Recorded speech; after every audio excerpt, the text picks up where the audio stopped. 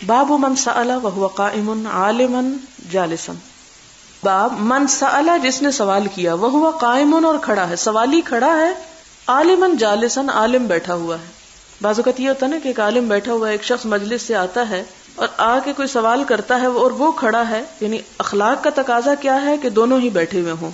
لیکن بعض اوقات دونوں بیٹھ نہیں سکتے، یا آنے والا بیٹھنا نہیں چاہتا، یا بیٹھا ہوا بٹھانا نہیں چاہتا اس کو، کیونکہ اگر عالم ہر شخص کو اپنے پاس بٹھا لے تو علم حاصل کرنے کا کوئی وقت بچے نا، کیونکہ سکھانے والے کو بھی سیکھنے کی ضرورت ہوتی ہے، اس کو بھی پڑھنے کی ضرورت ہوتی ہے. لہٰذا اگر کوئی ایسا موقع ہو تو وہ اس کو بیٹھنے کی آفر نہیں کر رہا تو کیا یہ جائز ہے؟ کیا بد اخلاقی تو نہیں؟ اس کی اجازت ہے. وہ کیا ہے؟ حدثنا عثمان قال اخبرني جرير عن منصور عن ابي وائل عن ابي موسى قال جاء رجل الى النبي صلی اللہ علیہ وسلم. ایک شخص آپ صلی اللہ علیہ وسلم کے پاس آیا، فقال تو کہا، یا رسول اللہ ما القتال فی سبیل اللہ. اے اللہ کے رسول صلی اللہ علیہ وسلم، قتال کیا ہوتا ہے اللہ کے راستے میں؟ یعنی اصلی جنگ کیا ہے اللہ کے راستے کی؟ جہاد کیا ہے؟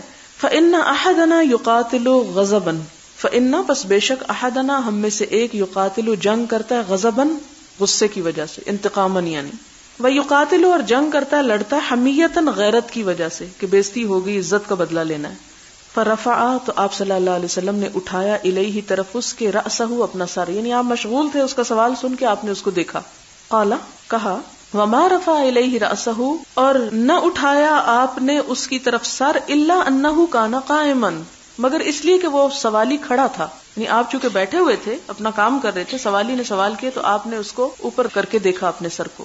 فقال تو آپ نے فرمایا، من قاتل جس نے جنگ کی، لتکون کلمۃ اللہ تاکہ ہو اللہ کا کلمہ، ہی العلیٰ وہی بلند، یعنی اللہ تعالیٰ کی بات ہی بلند ہو، اللہ کا نام بلند ہو، مراد یہ ہے. فہو فی سبیل اللہ عز وجل تو وہی دراصل اللہ کے راستے میں ہے.